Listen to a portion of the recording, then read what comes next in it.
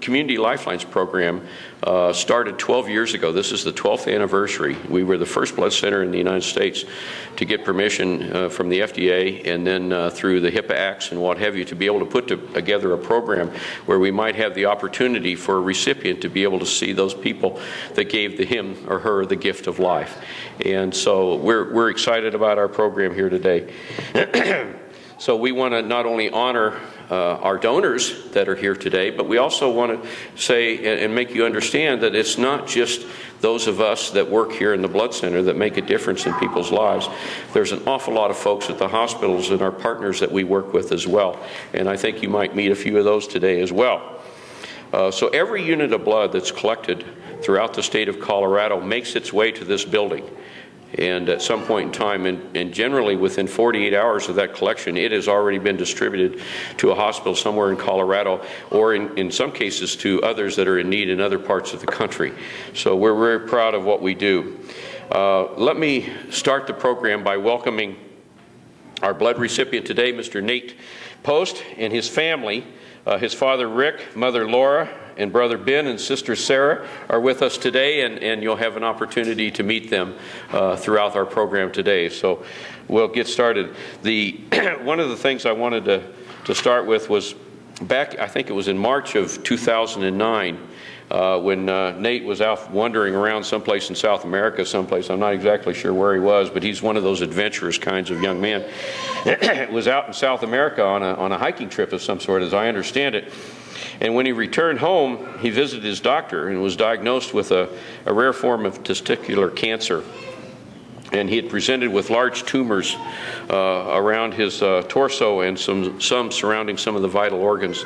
So he was not in very good shape when he came to visit his physician. So the medical professionals at Porter Adventist Hospital took Nate in, and as they do at this wonderful organization in our community, took him under their wings and gave him some chemotherapy and ultimately some surgery. And I think his first surgery was on the 1st of May of 2009, and I think that took 8 hours. And when we counted up what that means in a hospital, there were 96 professionals at Porter that had something to do with hands-on care with Nate in that first period of his hospitalization. And he received during that first surgery 44 units of blood.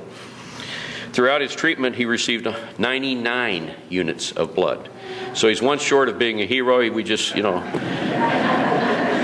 just a regular guy, you know. He didn't quite make that 100 mark for some reason. I don't understand what he did, but he got a lot of O-neg and O-pos, and you know how we value that stuff around here, especially you that are donors and are O-negative donors. You know what we call you every available moment to see if you can come in and help us with something. And on the 14th of April, just about a month ago, Nate was visiting his physician and got the word that he was still cancer-free. So we got to applaud that.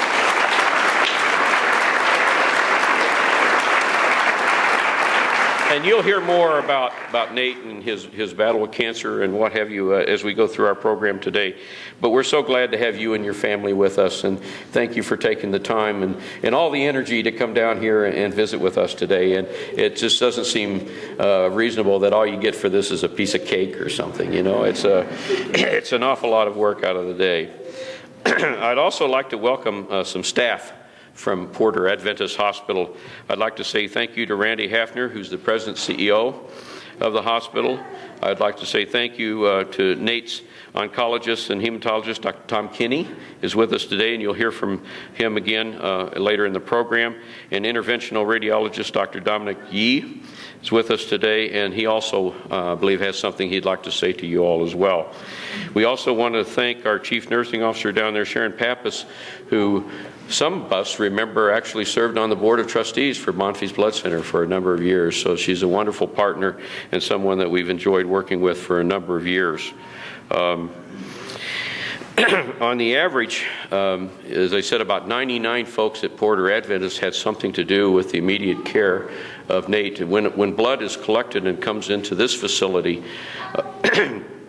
There are about 19 different people at any one day that has to handle that unit of blood to make it a licensed transfusible product.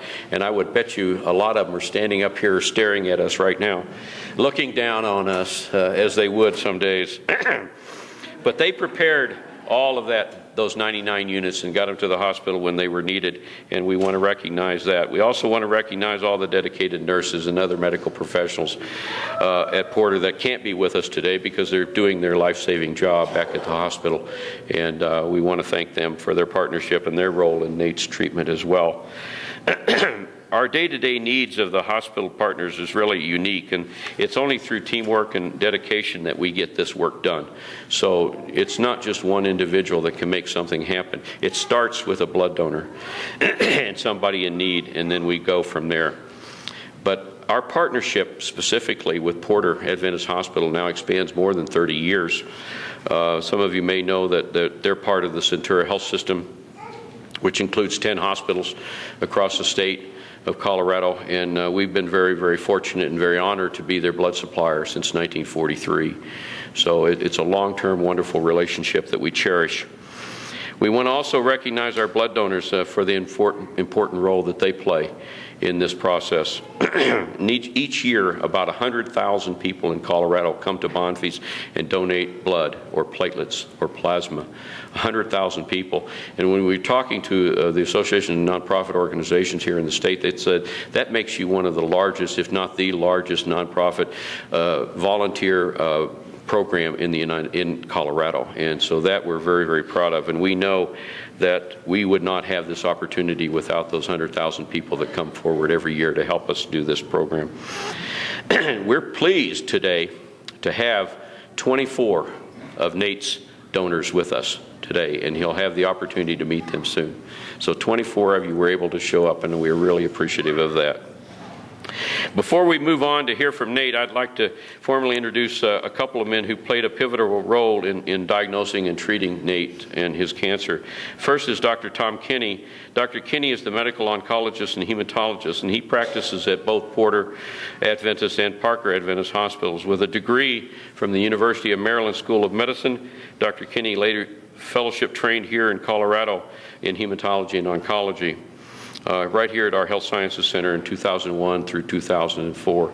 So we got him home, and we got him where we need him, right here. He's the past president of the Rocky Mountain Oncology Society, as well as a member of the Colorado Medical Society, the American Society of Hematology, and the American Society of Clinical Oncology. It's my pleasure to introduce to you Dr. Tom Kinney.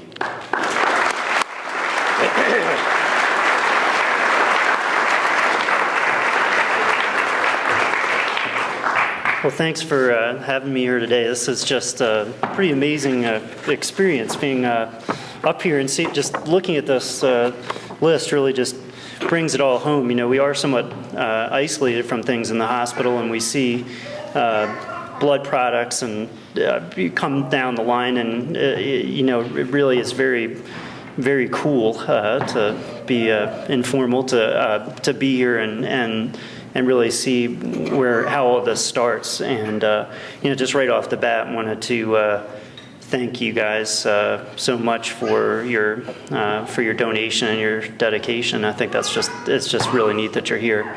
Well, I guess I'm not going to go into a huge detail. I asked Nate how much he wanted me to talk about up here today, but we met about a little over a year ago, and Nate was pretty sick when he first came in, but being the unbelievably tough young buck that he actually is, he had endured a lot of difficult symptoms for a while by the time he came in,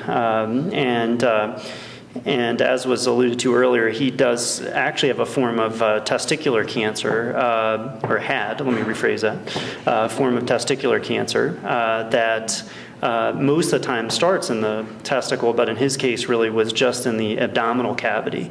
And this cancer was quite massive when he hit the door of the hospital, and there actually was also evidence of disease in the liver and the lung.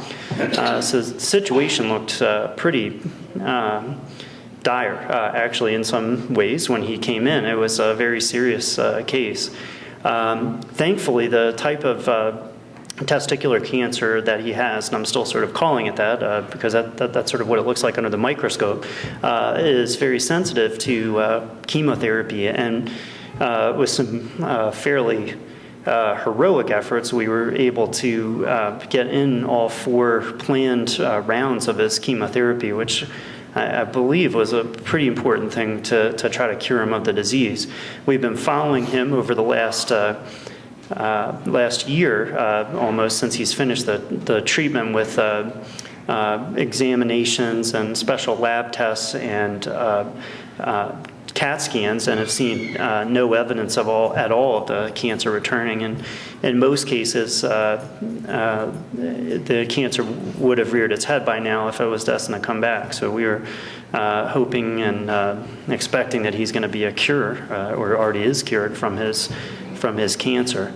The speed bumps, a few of which have came up along the way that involved the blood, was that this cancer was badly intertwined with his major blood vessels in the back of the abdomen.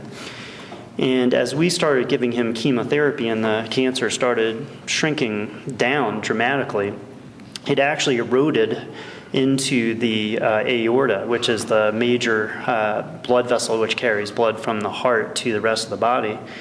And we had 2 very critical episodes that came up where there was extreme bleeding from the aorta, and that's when we used the majority of the blood donations from you guys. And it truly, it saved his life. So it was, sorry to get a little choked up. It was very cool. And the guy who saved his life is standing right there. It's Dr. Yee. So I'm going to bring him for a second.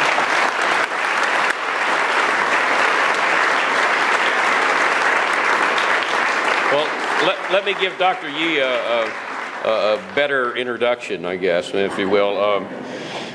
Dr. Yee is Nate's interventional radiologist, and he's a physician with Inglewood-based Radiology Imaging Associates, and he aids patients now in 7 hospitals here in Colorado, including Porter Adventist.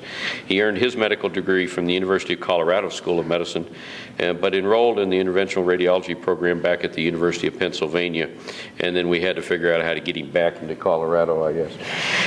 Dr. Yee is here to talk some more specifics on Nate's care. Dr. Yee? Thank you.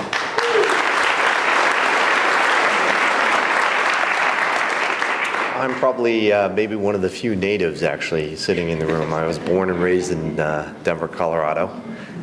So I came back home. So I spent my time traveling around, and I'm glad to be back home. I know I have been given the honor of being told that I saved Nate's life, but I don't feel like I saved his life. I feel like I played an important role in keeping him here on this earth.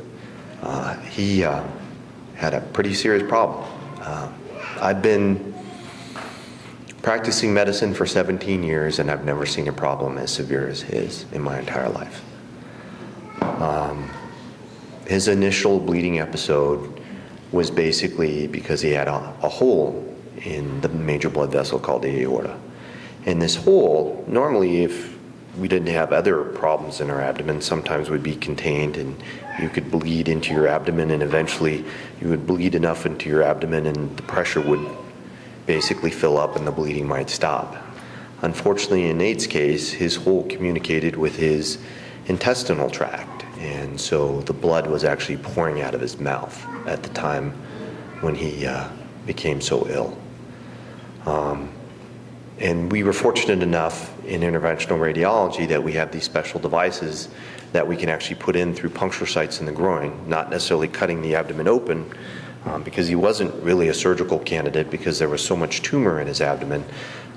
Being able to go in and potentially try to plug up the hole by cutting down on it really wasn't an option, especially at the rate of bleeding he was having.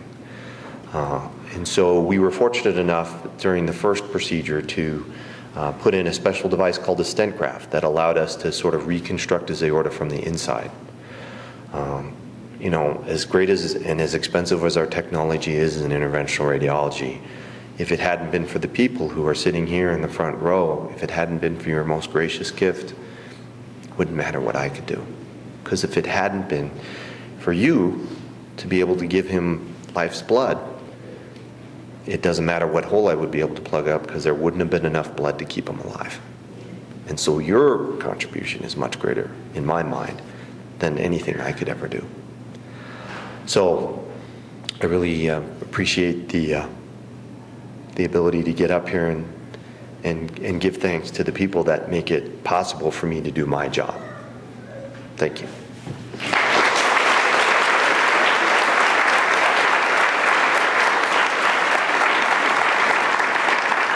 Thank you, Dr. Yee.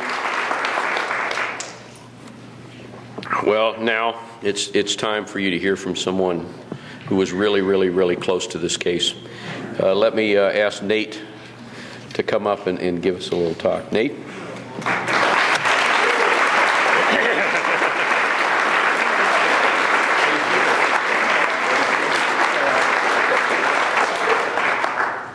Thanks for coming, guys. I know this is, a lot of you know that this almost didn't happen today because I ended up back in the hospital this weekend. But back to the fun part. I mean, it's funny. Sometimes in life, you really are. You're lucky enough to stumble on some of the most incredible and some of the most caring people in the world without ever even looking for it. People who aren't interested in the spotlight or the fanfare. I know I'm not really interested in it, but it's the people who quietly perform these incredible feats for no other reason than the simple satisfaction that they're truly helping somebody. And I can never thank these two guys enough because they're perfect examples of that. As part of this very crazy year, my family and I have traveled all across the country to involve doctors that have been recognized as the best in the world at what they do. They all have different personalities and different backgrounds, but every one of them recognized immediately the extraordinary care that I'd received. I mean, even before any sort of medical conversation would begin, they all made it a point to mention that there's no doctor or no team of doctors anywhere in the world that could have done the job that they did. So please give me a second and applaud these guys for everything that they did.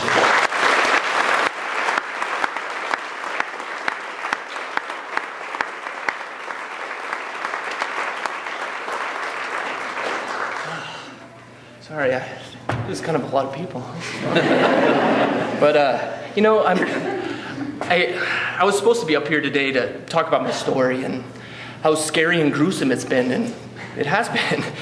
But instead, I think I'd really rather focus on all the great things that have come from this and all the things that I've learned about myself and about life in general.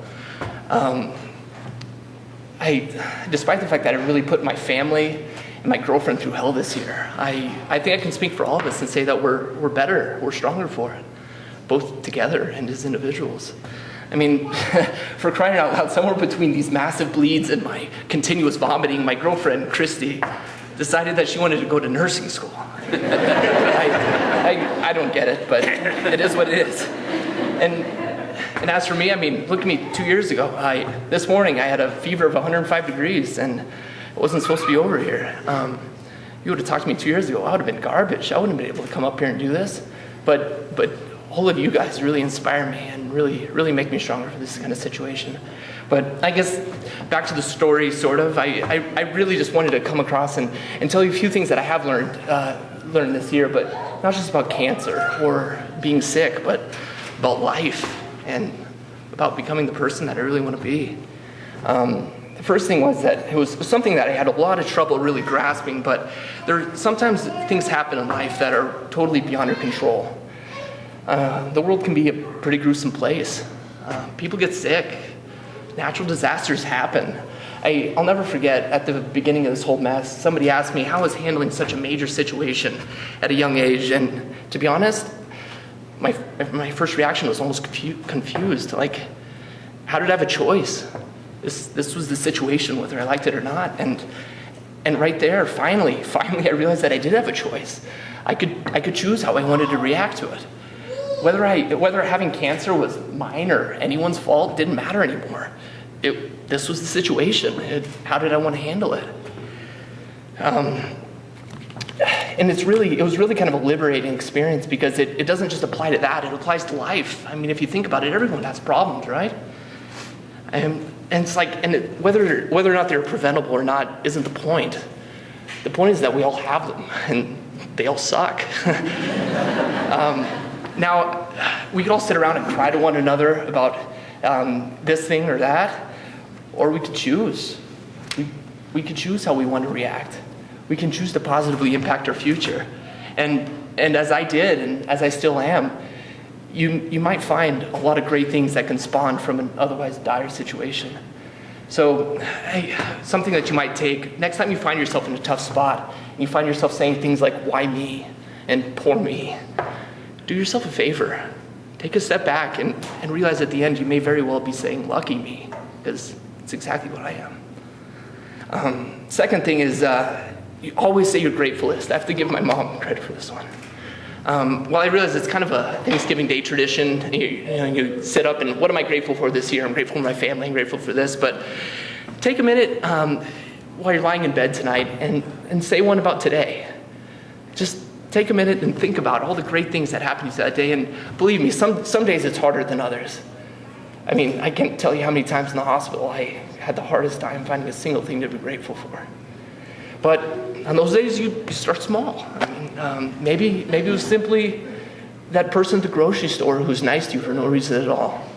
Or that you have somebody that really loves you in your life. But, sorry guys. But I mean, the point is, wherever you start on that grateful list, you'll pretty soon find yourself drifting off to sleep, feeling like the luckiest person in the world. And I guess as part of that, as part of being grateful for things, I really think we all should celebrate more. Celebrate little things. Celebrate everything. I mean, I learned the very, very hard way that your luck can change very quickly. I mean, one second I was a brand new college graduate, traveling the world as this world traveler, as you guys are perfecting me, yes. And the next I was simply trying to stay alive. I guess I still am simply trying to stay alive. But I guess one thing I am celebrating about this, it's helped me learn how to celebrate the little things in life, like getting to take a shower, or sitting in a hot tub, getting to eat a sandwich I was not eating for a long time, and actually getting to go to a park on a nice day. Oh man, I bet if you took a few minutes out of your life, or a few minutes out of your day, you'd find a lot of things to be grateful for. And so my point after all this big mess is like, you know what? Why not drink that expensive bottle of wine you've been holding on to? Why not go on that vacation you've been thinking about for years? I mean, why not go out to dinner tonight for absolutely no reason at all? Because, trust me, tomorrow is not promised to any of us. But I guess all of us here, we've been given today. And before I let you go, I know I'm probably running way over time, but I'd like to thank a few of the many people that have gotten me this far. Help me celebrate this. Try to get through this one. Come on. Got the camera out here. Man, pull it back in here. Pull it back in. But no, really, I mean, it's been a huge collaborative effort, and I'm sure I'm going to miss a ton of people. But first and foremost, I have to thank my family. They've been there through some pretty wild rides. They've been there for all the low points, but then also been excited for all the successes that we've had. For my girlfriend, Christy, who literally stopped her life. She stopped her life and moved out from New York just to be with me for this whole ordeal. I mean, she's, 24 or 25 years old, give or take? I mean, who does that? But I mean, and between her and the rest of my family, I never spend a single night at the hospital alone. And I could never thank you guys enough for that. And I know there's a lot of you guys, all the nurses and CNAs, the techs and secretaries. I love you. I love you all. You all are really amazing people. I really want to thank you for truly caring. I mean, especially in an industry today where so many people have lost that personal touch. You guys are truly amazing people. And I'll be forever grateful for y'all. And I mean, for these doctors here and the many more that were involved. I mean, thank you for your skills, but I guess more importantly for how well you work together as a team. One thing that was so incredible to me was there was no egos ever. It was rather just a massive collaboration of ingenious minds working towards a common goal.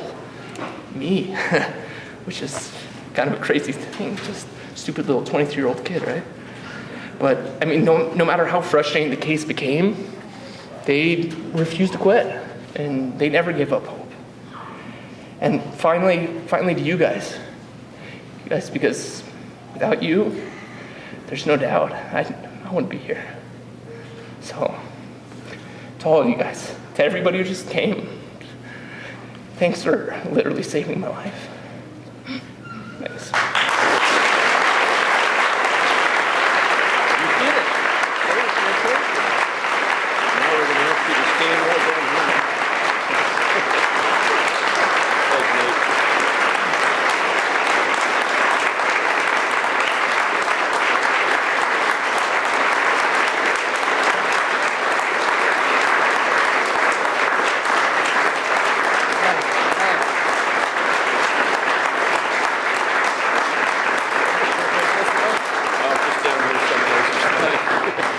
Sorry guys, I don't usually lose it like this. Well, now you know why we come to work every day, for stories like this. Thank you, Nate. You know, we think of blood as a community resource, and we're always grateful to those that are willing to take time in their day, their busy days, in their lives to come and help us, help people like Nate. The balloons behind me represent Nate's 99 blood donors. The single red balloon represents Nate, and the other 99 are for everyone that donated blood for Nate. We have 24 of Nate's life-saving donors with us today, and I'm going to call them up by name and ask them to meet Nate and stand here until I've had everybody's name called, and then we will ask you to sit down, and then we can come back for photographs later. So first, Nate, I'd like you to meet John Baker Bastel. John is a 5-gallon donor from our Boulder Donation Center. Mark Benjamin, Stuart Brown. Stuart is a 5-gallon donor, and he comes to us through the American Family Insurance Community Blood Drive. And Bill Chambers. Bill is a 4-gallon donor when he came to us from Longmont today. Mike Danaher. This is an O-negative donor with 7 gallons. I told you we don't let those O-negatives get too far away. And Tony DeFore. This 3-gallon donor came from Highlands Ranch, and he's now on a regular basis with us, and we thank you. Sean Essex. Sean is up to 5 gallons now. He comes here to Lowry for his donations. Claude Frank. Claude is a 3-gallon donor, and he comes from the 10 West Blood Drive program. Steve Frazier. Dave, you're working on your 2-gallon, I think, right now, aren't you? Something like that. All right. Bob Geek. Bob is another of our Lowry donors, and Dave Gossett. Dave represents our Westminster Donor Center, and he's up over 4 gallons now as well. And Lori Johnson. Lori is a 2-gallon donor from the Platte Valley Medical Center Blood Drive. Stephen Jones. Stephen just recently passed his 1-gallon mark, so he's on our regular basis now. Rebecca Lippett. Rebecca now has 53 donations and is over 7 gallons now. Karen Miller. John Neiman. John is on his way now to 3 gallons, I believe. And Ray Obach.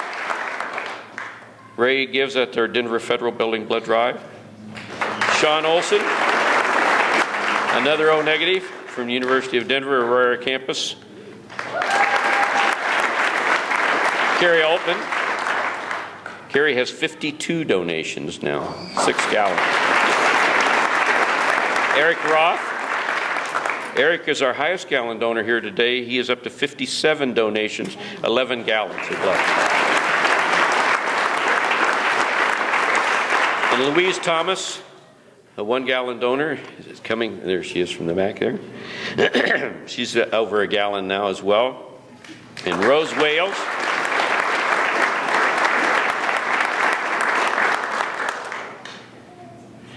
Prue Waters.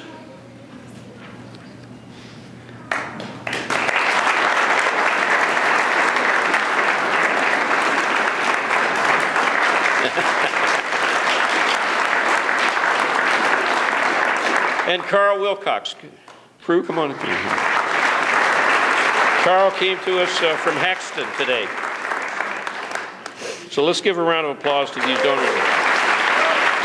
And you can be seated, and we'll call you back for photographs here in a few minutes. And Nate, you can have a seat and relax for a few minutes. As you can see, this success story is not possible without a lot of blood donors and a lot of blood donations, and we just so much appreciate what you do. Where is it? There is no frame on the table. As you can see, on my table to my left, there is a frame, and that's going to be filled with pictures of Nate and all of his donors together. They've all had a chance to sign the frame, and that will be given to him following the event. And I want to thank Randy and Sharon and Dr. Kinney and Dr. Yee, and especially to Nate and his family for the stories and the time that they spent with us today. It's been very special for us, and I know it gives us the motivation to keep going with the work that we have. A big thank you to our blood donors as well, and all the employees from Bonfils, excuse me, that are with us today.